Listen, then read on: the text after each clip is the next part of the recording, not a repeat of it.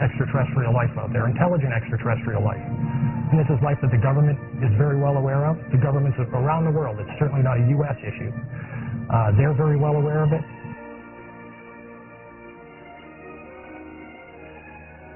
Because you've been lied to, you've been robbed of something that you deserve, which is to know what your true history is and what your true significance is in this world. I really don't think people realize how deep the lie goes, how big it is, how unbelievable the cover-up is. This truly is the greatest story ever denied.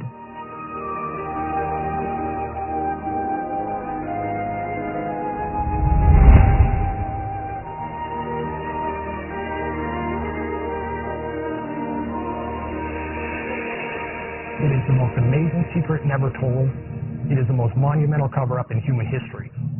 And hopefully, the public will take a movie like this and will begin to open up some doors, begin to open up some windows to the truth, whether it's from the government, whether it's from other insiders who can now come forward and begin to tell their stories of what they did and their involvement in this cover-up to get the truth out there. I think the world's ready for it. And hopefully a movie like this will push that forward a little bit and speed the process up. The very word secrecy is repugnant in a free and open society. And we are, as a people, inherently and historically opposed to secret societies, to secret oaths, and to secret proceedings. We decided long ago that the dangers of excessive and unwarranted concealment of pertinent facts far outweighed the dangers which are cited to justify it.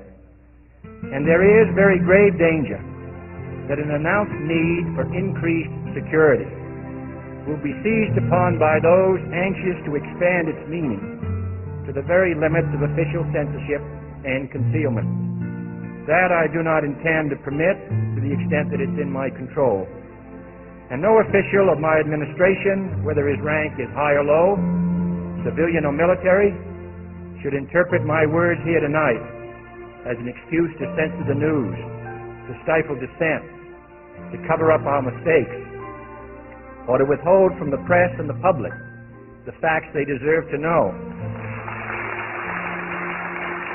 By playing around with these images, using modern software techniques, some of the results really are eye-opening. And again, it really comes back to, you've got to ask yourself the question, why do NASA or any of the other space agencies or any of the major observatories, why will they not show you any of the new adaptive optics imagery of the moon? They simply won't show it to you. They don't have any, they claim. A report was prepared under contract to NASA by the Brookings Institute, Washington, D.C. The report outlines the need to investigate the possible social consequences of an extraterrestrial discovery and to consider whether such a discovery should be kept from the public in order to avoid political change and a possible devastating effect on scientists themselves due to the discovery that many of their own most cherished theories could be at risk. And it says in there that you should seriously consider covering that information up, because it may in fact lead to what it calls the disintegration of our culture because of the tremendous cultural impact, the shock that it would have, especially to scientists and engineers who've come to believe arrogantly, I think, that we are the top of the heap, that we are some part of some natural process and we are the dominant species. I don't think that argument flies. I think that document is nothing more than their political and legal cover for what they've been doing, because there is a much bigger issue that comes out here. What most people don't know is that, NASA is not a civilian science agency. If you look at the actual charter under which NASA was originally put into existence, it states clearly there that NASA is an adjunct, a division of the Department of Defense, and it is beholden to the Department of Defense. When you couple the Brookings Institute report with a document called Executive Order 10501, 10501 was a document that was specifically related to safeguarding official information in the interest of national defense. And it's important to note that the term national defense actually includes not only considerations of a military perspective, but also geoeconomic and geopolitical as well. And when you compare or take those two documents, when you take 10501 and the Brookings Institute report, right there, that lays the framework for the greatest story ever denied. That gives them legal justification to cover this up.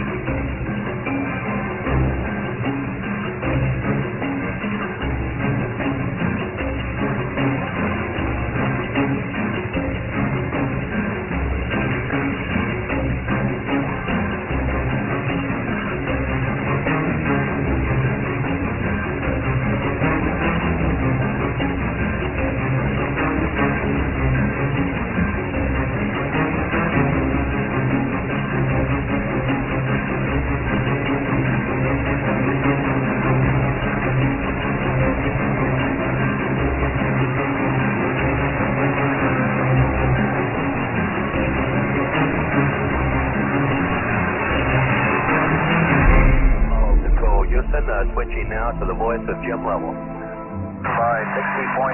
good to hear your voice. Apollo 8, Houston, what does the old moon look like from 60 miles, over? Okay, Houston, the moon is essentially gray, no color, looks like plaster of Paris.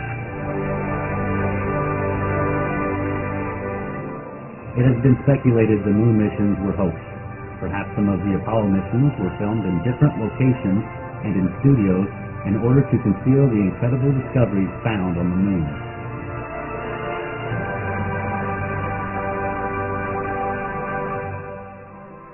In 1979, Marie Chatelain, former chief of NASA Communications Systems, confirmed Neil Armstrong had indeed reported seeing two UFOs on the rim of a crater.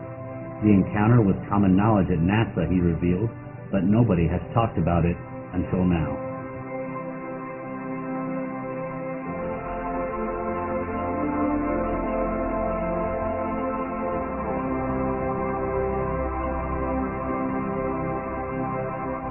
Even if you don't care what's up there, you damn sure care about the lies that are being put in place to hide what's up there. You know, whether you have the interest in the space program or the interest in what's going on over our planet's atmosphere or not, you are affected by the lies that are in place to maintain this greatest of all cover-ups. And we're talking about just a massive effort by the military-industrial complex.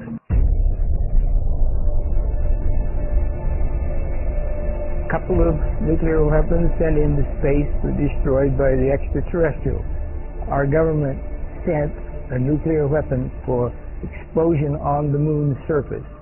It was tended to, as I understand it, to assess some scientific data and reaction and so forth. When I was a corporate manager of Fairchild Industries in 1974 through 77, I met the late Dr. Werner von Braun in early 74. At that time, von Braun was dying of cancer, but he assured me that he would live a few more years in order to tell me about the game that was being played, that game being the effort to weaponize space.